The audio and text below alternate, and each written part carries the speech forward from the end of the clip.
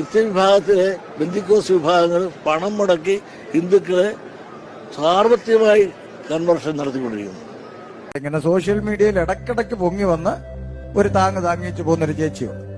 അപ്പൊ ഈ ചേച്ചി ഒരു ദിവസം പറഞ്ഞു, ഇവിടെ കുറെ ഉപദേശിമാരുണ്ട് ബെന്തിക്കോസ്, 500 രൂപയും കഞ്ഞിയും പയറും കൊടുത്ത് ഞങ്ങളുടെ ആളുകളെ മതം മാറ്റുന്നു എന്ന് ആ ചേച്ചി പറഞ്ഞു. അപ്പൊ ഞാൻ അന്നേ ചേച്ചിക്ക് മറുപടി പറഞ്ഞാണ്, എന്നാലും ഇത്രയും ശബ്ദമൊക്കെ ഉള്ളത് കൊണ്ട് ചേച്ചിയുടെ ആളുകൾ വല്ലതും ഉണ്ടെങ്കിൽ കേട്ട് തെറ്റിദ്ധാരണ അങ്ങ് മാറാൻ വേണ്ടി ഒരിക്കൽ കൂടെ മറുപടി പറയാം. 500 രൂപയും കഞ്ഞിയും പയറും കൊടുത്ത് ഞങ്ങൾ ആരെങ്കിലും മതം മാറ്റുന്നു നിങ്ങൾക്ക് ആക്ഷേപം ഉണ്ടെങ്കിൽ ഞാനൊരു എളുപ്പ വഴി പറഞ്ഞു തരാം. നിങ്ങളൊരു 1000 രൂപയും ഒരു കോഴിക്കാലും കാണിച്ച് തിരിച്ചങ്ങ് കൊണ്ടുപോക്കോ. അല്ലേ? 500 രൂപയ്ക്ക് കഞ്ഞിയും പയർ ആരെങ്കിലും ഇങ്ങോട്ട് വന്നെങ്കിൽ ഒരു 1000 രൂപ ഒരു ചിക്കൻ ഫ്രൈയും കാണിച്ച് അങ്ങോട്ട് കൊണ്ടുപോക്കണം. അതിന് ഞങ്ങൾക്കൊന്നും പരാതിയൊന്നുമില്ല.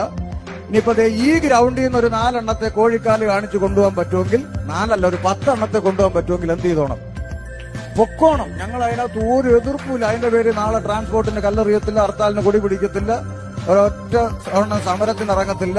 ഇവിടുന്ന് 4 അല്ല 10 അല്ല 50 എണ്ണത്തെ ഇതിന്റെ അകത്തുനിന്ന് കൊണ്ടുപോകാൻ പറ്റുമെങ്കിൽ എന്ത് ചെയ്തോണം? നല്ല മുഴുത്ത കോഴി കണ്ടിട്ടില്ലേ? ജംഗ്ഷനിൽ ഇങ്ങനെ നരകത്തിലെ കോഴിയെ കണ്ടിട്ടില്ലേ? അല്ലേ?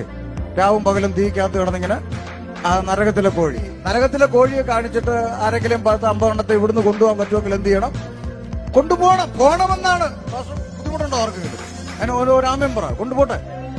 കഞ്ഞിക്കിറങ്ങിയതും കോഴിക്കിറങ്ങിയതും ഒക്കെ പോട്ടെ, അങ്ങനെ എല്ലാം പോട്ടെ, കൊണ്ടുപോകണം. പക്ഷെ അത് കഴിയുമ്പോൾ ഒരു ന്യൂനപക്ഷം ഈ ഗ്രൗണ്ടിൽ ശേഷിക്കും.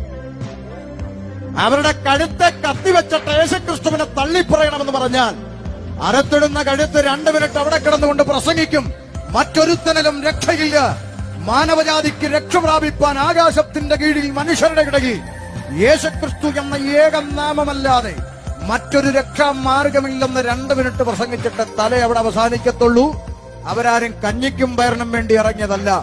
മരണത്തിനപ്പുറത്തൊരു ജീവിതമുണ്ട്, ഒരു നിത്യജീവനുണ്ട് എന്ന തിരിച്ചറിവ് കൊണ്ട് യേശുക്രിസ്തുവിന്റെ പിന്നാലെ ഇറങ്ങി തിരിച്ചതാണ്.